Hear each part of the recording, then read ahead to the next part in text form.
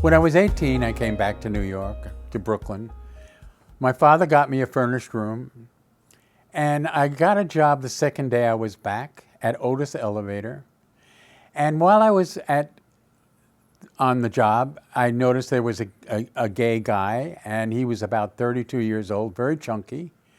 Didn't turn me on. I wasn't interested in him, but I knew he was interested in me.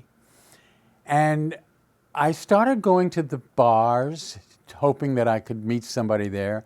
But my problem was after 2 drinks, I was not able really basically to have sex with anybody. And I felt that was not unfair to that person and certainly something that was a waste of my time.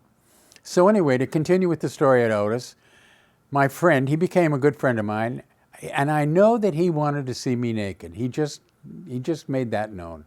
So he asked me if I had ever been to the Turkish baths. I said no. He took me to the baths, and that was the key as far as I was concerned about meeting people, seeing people, having sex with a number of people. And I went there for close to 3.5 years, thinking maybe something was wrong with me, because that was not the place where you met somebody who you could go home with and maybe have a relationship with. Well, one night I was there, and Bill Campbell, who had never been to the baths before, was taken there by a guy he worked with, and he showed up, and he said that when he saw me standing by the steam room, he said to himself, "This is what I've been waiting for." So he came over and he chatted with me, and we went to the back of the baths, and he said, "Would you like to come home with me?" And I said, "Sure." And I went home with him. We took the subway up to Washington Heights, and he opened the door, and as soon as he went in, he turned the light on. And there was this painting by Rene Magritte called Empire of Light. And I saw it, and I said to myself, this is like an epiphany. This is like something so special, that I was home with this beautiful man, and this beautiful painting was the first thing I saw. And I went in there, and we sat and chatted for about an hour.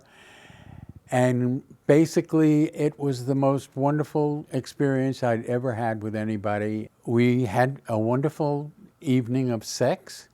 I spent the night with him. I woke up the next morning, and he was not in bed with me. And I wondered, where is he? Where is he? I got up, and I went to the kitchen, and he was making me a 3-course breakfast. Bacon and eggs, porridge, oatmeal, great coffee. And there he was, and there I was, and we had this wonderful breakfast. And he said, have you ever heard of Gustav Mahler?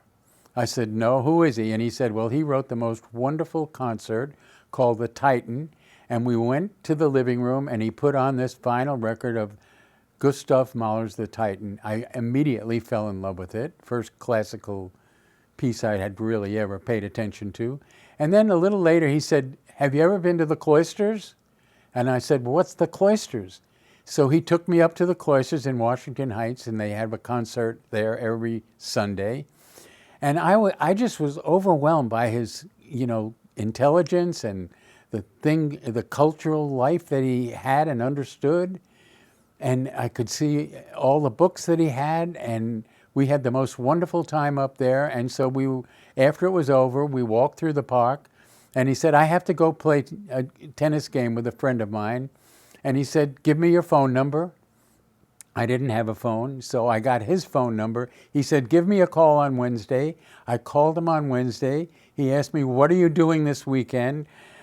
I was hoping he would ask me that. And I went up to his apartment after work, and we spent the weekend together. And basically from that time on, we were never apart. And the first 3 weeks I used to go there. I'd go home to Brooklyn to get my casual clothes for the weekend.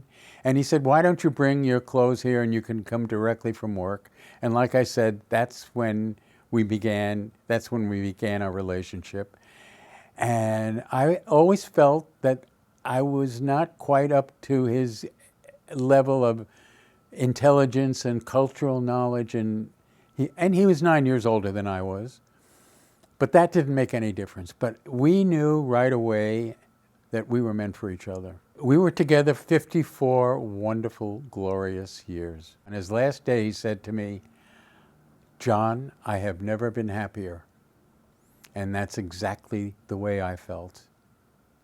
And it was his last gift to me. Imagine that on someone's last day, they would tell you that. And it's been my comfort and it's just given me a whole reason to be joyful and celebrate my life with him that continues.